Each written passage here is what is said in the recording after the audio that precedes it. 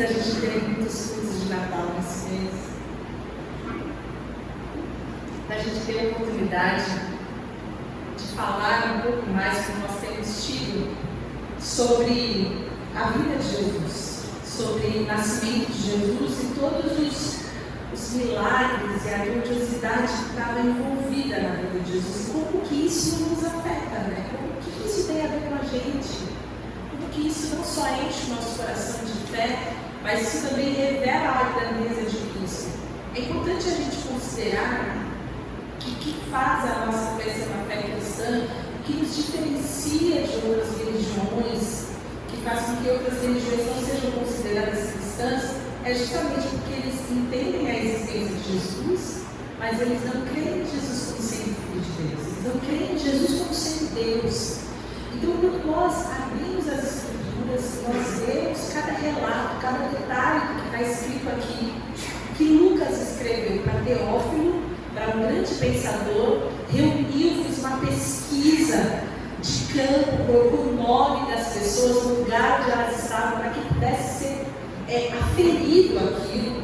Ele faz isso para que aquela pessoa pudesse crer, para que aquelas evidências, para que aquelas testemunhas pudessem certificar a Teófilo, todos aqueles que receberiam essa carta, receberiam esse evangelho de que de fato Jesus Cristo era o Filho de Deus. Então, quando a gente entra tem a oportunidade de ler esses capítulos, a gente está lendo aquilo que é a essência da fé cristã, aquilo que é a base da nossa fé cristã, que nós cremos na vida de Jesus Cristo, que era um homem, que de fato existiu, não tem como negar a existência dele, mas que o Evangelho nos prova que ele era Deus. Ele foi anunciado como sendo o Filho de Deus, aquele que cumpriria todas as Escrituras, todos os detalhes e as movimentações sobrenaturais que aconteceram comprovam isso. E hoje a gente vai ter a oportunidade de ter a leitura do momento em que os anjos receberam o anúncio da vida de Jesus. 700 anos antes de Jesus nascer, existia um profeta que chamava Miqueias. Tem um livro na sua Bíblia que chama Miqueias. Sabia disso? Tem um livro na sua Bíblia que chama Miqueias. E nesse livro de Miqueias tem uma profecia, que aquele que seria o Messias, que aquele que seria o Salvador, e quando a gente está falando do Messias e do Salvador, a gente está falando daquele que foi prometido lá em Gênesis 3,15. Lá no começo, no primeiro livro da Bíblia, Deus prometeu para Abraão que viria aquele que pisaria a cabeça da serpente, aquele que seria o Messias, aquele que seria o Salvador. E ao longo de toda a palavra, de todo o Antigo Testamento, toda a movimentação, tudo o que aconteceu, todos os rituais, todos os sacrifícios, todas as profecias apontavam para esse momento, quando Jesus viesse. E uma dessas profecias é essa, que está em Miqueias 5,2, que fala o seguinte: mas tu, Belém Efrata, que é uma cidadezinha pequena, embora seja pequena entre as clãs de Judá, de ti virá para mim aquele que será o governante sobre Israel. Suas origens estão no passado distante, em tempos antigos. E a palavra de Deus sempre se cumpre.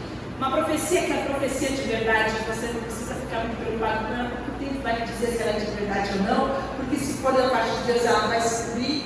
E nesse momento, o que aconteceu para Maria e José, que estavam lá em Nazaré, e parar lá em Belém, nesse lugar que foi profetizado 700 anos antes de Cristo nascer? César Augusto, que era o governador na época, o cabeção do Império Romano, determinou que fosse feito um recenseamento, que as pessoas fossem registradas em suas cidades natal para um fim de tributação. E ele faz todo esse movimento, toda uma movimentação daquele país inteiro, aquela bagunça toda, porque havia necessidade de Maria e de José, naquele dia, naquele momento específico, estavam lá em Belém, porque já havia sido prometido, havia uma profecia sobre isso. Então, no tempo oportuno, no momento certo, a palavra de Deus diz no versículo 7, agora a gente já está no capítulo 2, que ela deu a luz ao seu filho primogênito, e o envolveu em panos, e o deitou em uma manjedoura, porque não havia lugar para eles hospedador.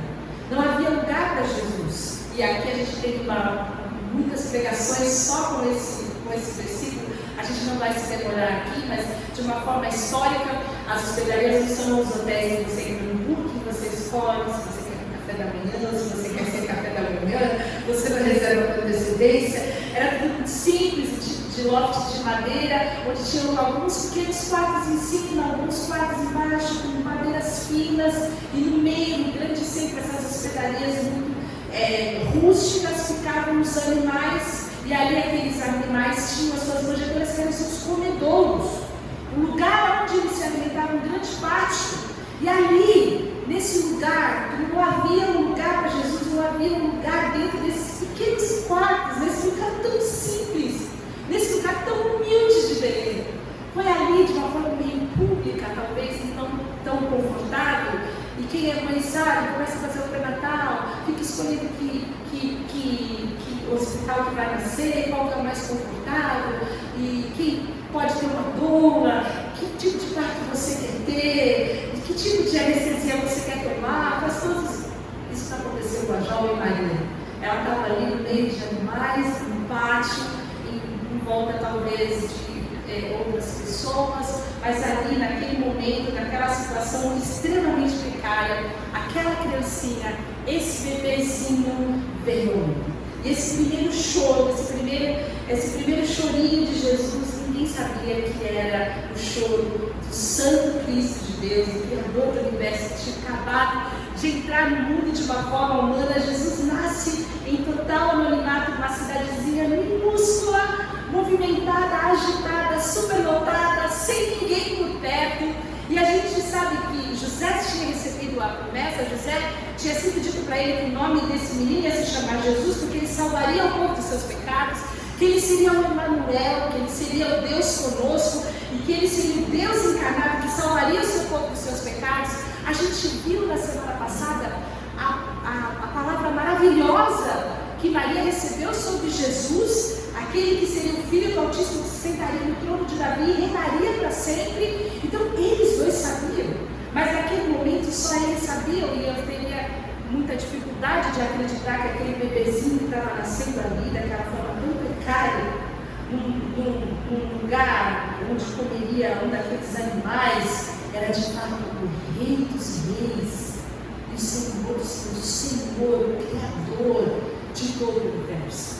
É difícil a gente entender que haveriam muitos bebês, talvez, nascendo em Belém, mas nenhum nascido numa manjedoura, nenhum que estava num ambiente tão precário, e essa não foi uma grande entrada triunfal para aquele que seria, aquele que é e aquele que para sempre será o Salvador do universo. E aí eu fico pensando que talvez essa não tenha sido uma estratégia de marketing que eu e você escolheríamos. Porque olha para quem foi o anúncio. Se você pensar, se você estiver planejando uma estratégia para que seja conhecido aquele que vai ser o Salvador do universo, todos precisam conhecê-lo e todos precisam crer nele, quem será que você anunciaria? Por que você anunciaria a vinda do Salvador? Será que você não procuraria César Augusto? Será que você não procuraria Herodes? Será que você não faria um jantar ali para a elite, para a sociedade, para aqueles que eram os manda-chuvas do Império Romano e também de Israel naquele momento? Será que você não ia no templo, procuraria o sumo sacerdote, ou quem sabe os profetas daquela época, já ia adiantar um pouco mais para o final do capítulo, ia trocar uma ideia com Simeão, com Ana, falar, olha, está chegando aí o Salvador do universo, Jesus nasceu, mas não foi isso que aconteceu. A palavra que nós recebemos é que esse anúncio é feito para um pastor, para pastoras. Se você pensar, hoje em dia, a gente não tem mais essa cultura dos pastores, principalmente porque nós estamos numa cidade urbana, mas eles existem, são pessoas que trabalham na zona rural. E quando você olha para as pessoas que trabalham na zona rural, vocês entendem que são pessoas extremamente simples. Não era diferente naquela época. Eles eram, na melhor das hipóteses, pessoas simples, pessoas comuns, pessoas ordinárias, mas naquela época eles eram excluídos, eles eram rudes, eles não faziam parte da elite social, eles eram considerados párias da sociedade. Existia só alguém abaixo dos pastores, que eram os leprosos. Dentro da escala social, os pastores estavam lá embaixo. eram aqueles que ninguém jamais ia convidar para sentar à mesa. Eles eram sujos, eles estavam sempre cobertos de sangue. Provavelmente esses pastores estavam envolvidos a cuidar dos animais que seriam sacrificados, e eram muitos sacrifícios que eram realizados a fim de apagar o pecado de todo aquele povo. E esse então é o último grupo de pessoas que você espera que seja anunciada a vinda do Salvador. E esses pastores, então, a palavra de Deus fala que eles recebem uma visita. Versículo 9 e 10 fala que aconteceu com o anjo do Senhor. Apareceu-lhes, e a glória do Senhor resplandeceu a deles, e eles ficaram aterrorizados. Mas o anjo lhes disse: não tenham medo. Mais uma vez, o anjo aparece e fala: calma, nessa hora, não tenha medo. Não tenha medo. E a Bíblia então nos apresenta esses grupos de pastores, esses pastores que estão à noite, esses pastores que estão trabalhando, esses pastores que estão cuidando dos seus rebanhos. E para eles fosse mais uma noite de trabalho, como qualquer outra, mas naquela noite especial aparece com muito resplendor o anjo do Senhor, e a glória então enche todo aquele lugar, e eles ficaram tomados de muito medo, aterrorizados. Ele pode ser traduzido com vontade de fugir no original. Eles queriam sair correndo, mas para onde? Se a glória tinha enchido todo aquele campo, eles não tinham para onde fugir. E nesse momento, essa passagem, a gente pode olhar para quem essa mensagem, esse anúncio foi dirigido para pessoas que a sociedade não respeitava. A honestidade, a integridade dos pastores daqueles dias eram tão questionáveis que pastores, pessoas que exerciam essa função, não eram aceitos como testemunhas no tribunal. Pensa, lá embaixo, muito lá embaixo, era nesse lugar que os pastores estavam na escala da sociedade. Eles eram desprezados, eram pessoas desprezadas. Era um tipo de relacionamento que havia naquela época, uma escalada social muito grande, onde as pessoas eram rechaçadas, as pessoas não podiam entrar nos templos, as pessoas não podiam fazer sacrifícios, os pastores eram essas pessoas rechaçadas. E Deus entra na história da humanidade. Jesus aparece ainda um bebezinho, chorando no colo de Maria e José, naquele lugar simples, naquele lugar humilde, naquele lugar rústico. E ele nasce ali, e a primeira mensagem é levada para pastores, porque Deus queria mostrar que o seu amor e a sua graça estão disponíveis para todas as pessoas. A primeira mensagem, a linda mensagem que nós podemos absorver quando os pastores recebem esse anúncio, no meio de um universo de pessoas poderosas naquela época, que tinham muito poder, que poderiam fazer uso dessa informação, que poderiam colocar Jesus no topo, na escalada social.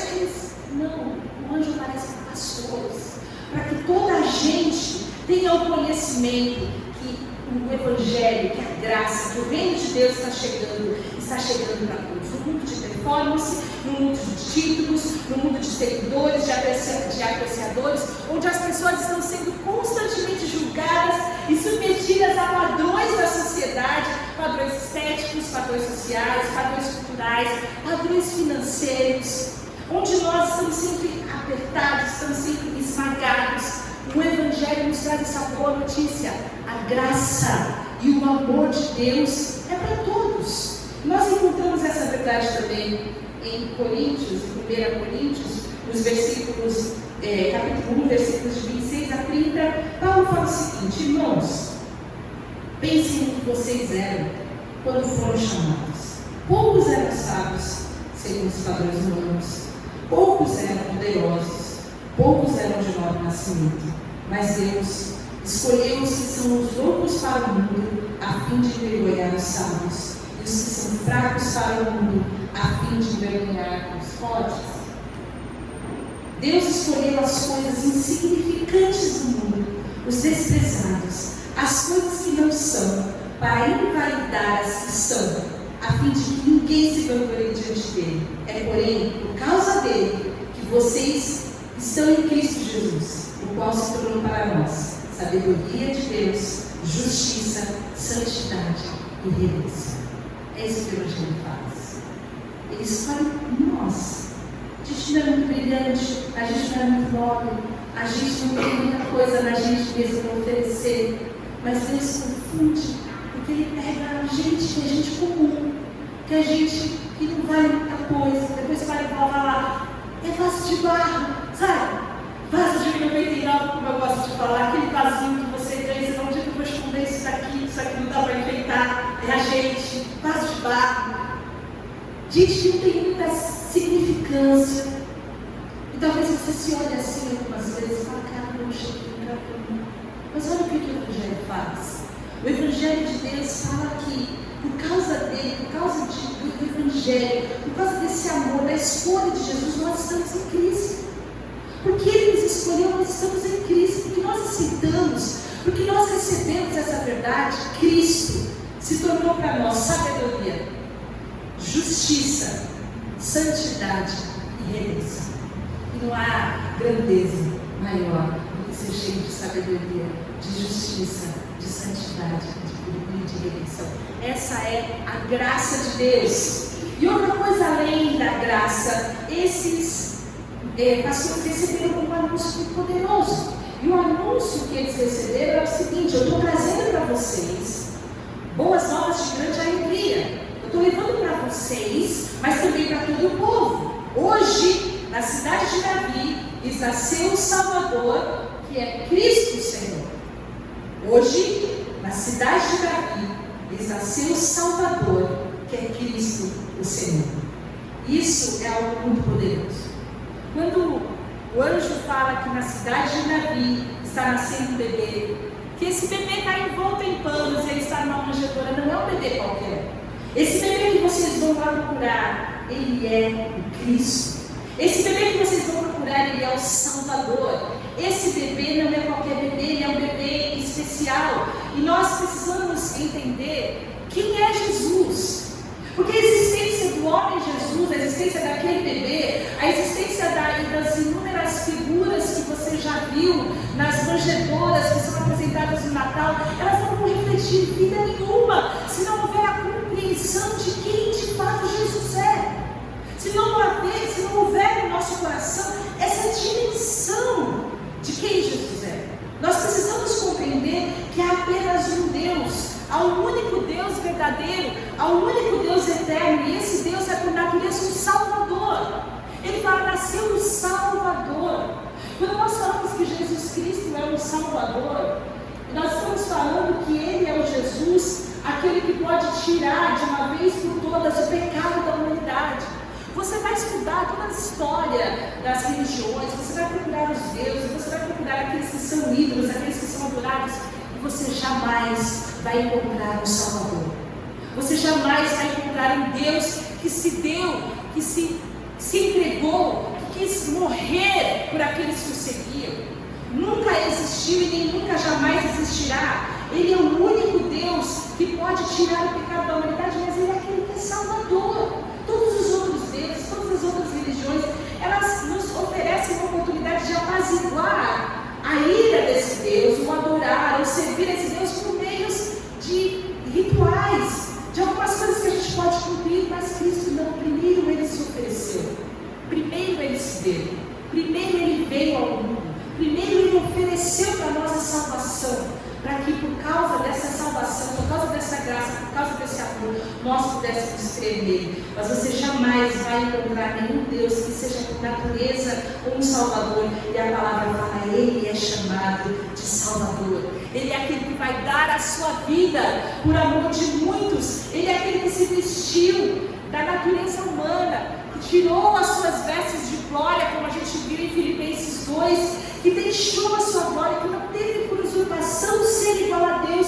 mas Ele humilhou-se a si mesmo e tomou uma forma humana. E na forma humana Ele nasceu aonde? Numa hospedaria, não dentro do quarto, no meio do pátio, no meio dos bichos, numa manjedoura. Foi o primeiro lugar que o nosso Cristo nasceu. Ele tomou a forma de servo, e como servo humilde, Ele foi obediente, Filipenses fala, até a morte, uma morte de cruz.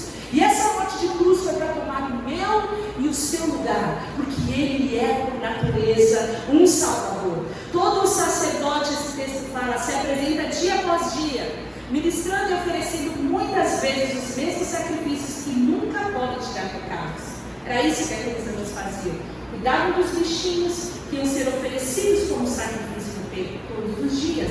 Muito sacrifício, muito sangue, muito pecado, muita necessidade de perdão de pecados. Mas este, a palavra fala, havendo oferecido para sempre um único sacrifício pelos pecados, assentou-se à direita de Deus, desde agora, esperando até que seus inimigos sejam postos pelos cabelos dos seus pés, porque com uma só oração aperfeiçoou para sempre os que são santificados. Um só sacrifício, uma só vez, uma só morte, pois expia todos os nossos pecados, os pecados que foram praticados lá atrás e que às vezes a gente se lembra deles. E aquela culpa vem e a gente se arrepende, poxa, ele já foi perdoado. Os pecados que nós cometemos hoje, e até aqueles que a gente ainda luta contra eles, a gente sabe que eventualmente a gente ainda vai praticar. Pecados do passado, pecados do presente, pecados do futuro, todos encerrados na cruz do Calvário. Quando Jesus gritou, bradou, tetelestai, ele estava consumando na cruz a nossa obra salvífica, a obra salvadora, perdoando todos os pecados da humanidade para que o homem pudesse ter comunhão com ele. Isso é Cristo, nascido Salvador. Cristo Salvador. Essa é a mensagem de Natal. A palavra fala que é por isso que nós trabalhamos, porque nós temos posto a nossa esperança no Deus vivo, Salvador de todos, especialmente daqueles que creem. Ele é o Salvador. Jesus Cristo é o Salvador. Nós precisamos de um Salvador. Nós sabemos que nós precisamos de um Salvador, mas a palavra também fala que ele é o Cristo. Cristo não é sobrenome de Jesus. O que quer dizer Cristo? Cristo quer dizer ungido. Cristo quer dizer Messias. Cristo quer dizer prometido. Aquela promessa que está lá em Gênesis 3,15. Ele é o Cristo. Cristo era o que o povo de Israel aguardava. Eles aguardavam ansiosamente pelo Cristo. Cristo significa Christus. Isso significa crio, que vem da palavra ungir. Mas a tradução do hebraico quer dizer Messias, que é de onde vem a palavra Messias. Então, Cristo quer dizer Messias ungido. É isso que aquele nenezinho era. Durante toda a história do Antigo Testamento, as pessoas haviam sido ungidas com a finalidade de revelar que elas tinham sido escolhidas e capacitadas por Deus para guiar o povo, para governar o povo, para trazer uma palavra profética quando eles eram profetas. E essa unção que eles ocupavam era para que houvesse a imagem revelada do Cristo, apontada para Cristo. Porque de uma única vez o Cristo seria levantado, a promessa seria cumprida. Ele não seria só mais um ungido, ele seria o ungido de Deus. E era esse bebê que era o Emmanuel, Deus conosco. Era esse bebê que cumpria a profecia messiânica do Cristo prometido, maravilhoso conselheiro, o Deus forte, o Pai da eternidade, o Príncipe da paz. Era esse neném que havia sido prefigurado em todos os sacrifícios realizados todos os dias, desde lá de trás, em todo o Antigo Testamento, até o dia em que esse menino nasce. E até o dia em que ele vai entregar a sua vida na cruz do Calvário, o seu sangue será vertido e ele vai morrer carregando com ele todos os pecados da humanidade. Mas ele não é só o Salvador, ele não é só o Cristo, o ungido Messias, aquele por quem nós esperávamos desde o Antigo Testamento, mas ele também, a palavra fala que ele é o Senhor. O Senhor. E o Senhor quer dizer que ele é o Deus soberano. Eu queria ler com vocês alguns versículos de João. O texto fala, no princípio era o Verbo. O Verbo estava com Deus. O Verbo era Deus. Ele estava com Deus no princípio. Todas as coisas foram feitas por Ele. E sem Ele nada do que foi feito se fez. O Verbo estava no mundo. E o mundo foi feito por meio dele. Mas o mundo não conheceu. O Verbo se fez carne e habitou entre nós, cheio de graça e de verdade. E vimos a sua glória como a glória do unigênito do Pai. O Verbo é Jesus. O Verbo é Jesus. João está falando de Jesus.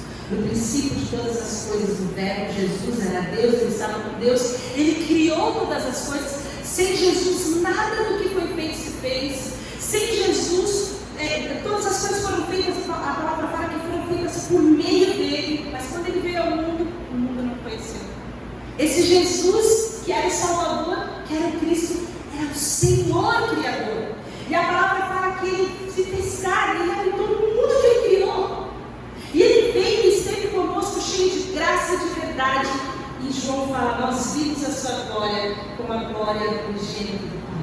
Ele é o Messias, ele é o Cristo, ele é o Salvador, mas ele também é o Senhor. Ele é aquele, como a gente canta, que controla os relâmpagos e os trovões. Ele é o Deus Todo-Poderoso que controla os planetas e as galáxias. E ele está agora lá em Belém, numa cidade minúscula, e não tinha lugar para ele dentro de um quarto. Ele nasceu no pátio mesmo, e ele está envolvido em panos, deitado numa manjedoura, e pastores indignos.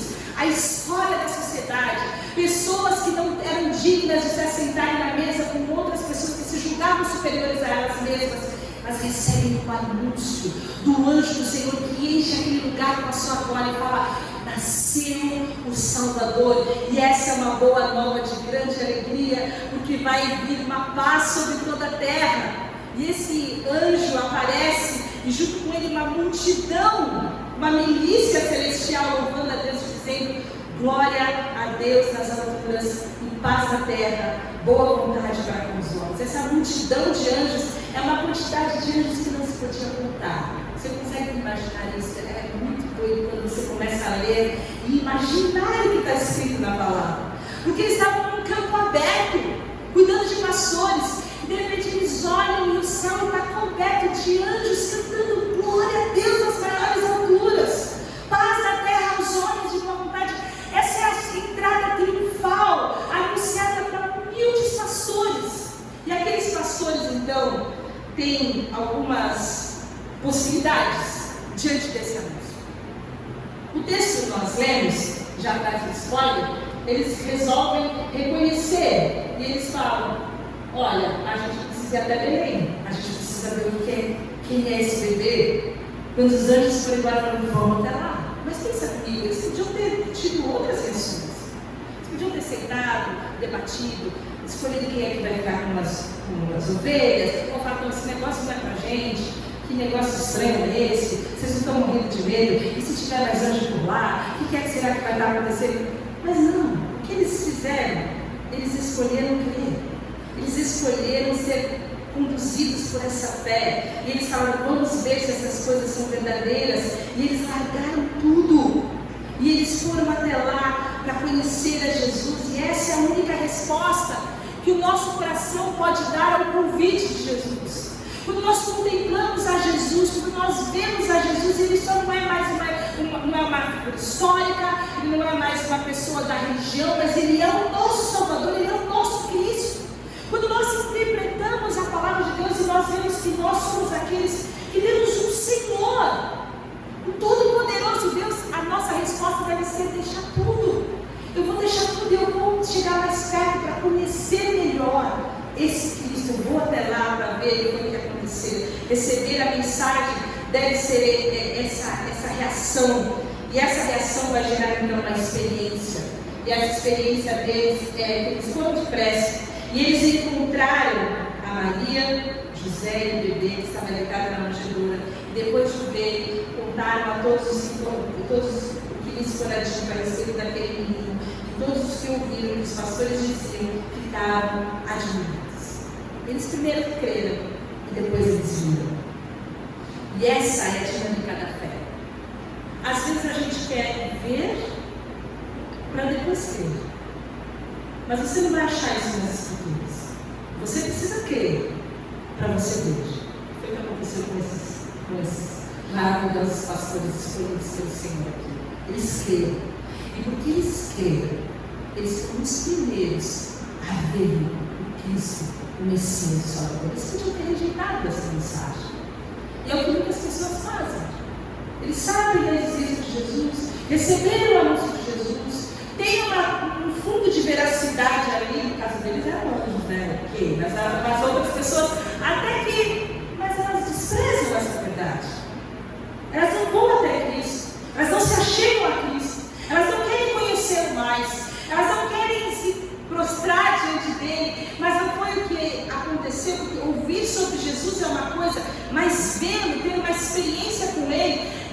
nós nos demovermos do lugar onde nós estamos, largar muitas vezes algo que nós estamos fazendo, que nos impede de contemplar o Cristo e ir até Ele. O chamado de Cristo é mas o movimento de irmos até Ele é uma decisão pessoal. Uma decisão que todos nós tomamos todos os dias. Ou nós ficamos envolvidos com as nossas ovelhas, ou nós vamos até o Cristo todos os dias. Esse é o movimento daquele que quer ter intimidade, daquele que vive a vida da fé. E o verdadeiro anúncio do Natal é que a salvação está disponível para todas as gentes, para todas as pessoas. E quando nós encontramos Jesus por nós mesmos, nós também queremos que as outras pessoas o encontrem. E foi o que aconteceu com eles. Eles saíram falando, aqueles homens hostis, duros, aquelas pessoas humildes, aquelas pessoas cuja palavra sequer era considerada um julgamento, um tribunal, foram as primeiras testemunhas vivas, os primeiros evangelistas que falaram e anunciaram Cristo. E nós entendemos que quando nós conhecemos Jesus, a gente pode falar com Pedro, nós não podemos deixar de falar daquilo que nós temos visto e ouvido. E a gente nunca sabe quem vai responder com fé a mensagem do Evangelho. Por isso que a gente precisa sair e anunciar. Olha, não é só mais um Natal. Nós comemoramos a vida do nosso Salvador, é o nosso Senhor, é o nosso Cristo, é o Messias prometido. Ele veio para trazer salvação para a humanidade, porque é isso que Jesus é para mim. É quem Jesus é para mim, e essa é a resposta que muda tudo. Porque quando você reconhece que Jesus é o Cristo, que Jesus é o Salvador, que Jesus é o grande Senhor, o nosso coração se prostra em adoração. O nosso coração se prostra em devoção. O nosso coração se prostra e entrega, porque esse é o maior de todos os anúncios. Deus mostra a sua bondade, a sua gentileza. Deus mostra a sua graça, restringindo o mal, trazendo a provisão. Ele mostra a sua beleza, Ele mostra a alegria, Ele mostra a compaixão. Existem várias possibilidades das pessoas verem a bondade de Deus nas suas vidas, mas isso não as impede de tomarem uma decisão de reconhecer Cristo como sendo o seu pessoal Salvador, o seu Salvador, aquele que é poderoso para redimir os seus pecados e aquele que é poderoso para levar para eles para uma vida eterna, uma vida de graça, uma vida de abundância. Então, como hoje disse, nasceu para vocês o Salvador. Essa era toda a grandeza e o significado que nós podemos trazer para o nosso Natal. O Filho do Homem, Ele veio para buscar e salvar aquilo que se havia perdido. E esse é o grande sentido do Natal. De todas as coisas, Ele é o Salvador. E Ele nasceu para trazer salvação a todos nós. E o anúncio que os anjos trazem para nós é: Cristo nasceu, paz na terra. Cristo nasceu, paz na terra. Quando Jesus entra na nossa vida, é que nós encontramos a verdadeira paz. Por isso que Ele é o príncipe da paz. Jesus traz a paz com Deus. Porque sem Cristo, nós que éramos inimigos de Deus, que estávamos afastados de Deus, que estávamos fora da aliança, agora nós somos chamados família de Deus. Agora todos os que creem, a palavra de Deus fala que todos têm poder de ser chamados filhos de Deus. Então, por causa de Jesus, que veio para ser o nosso Salvador, nós temos paz com Deus.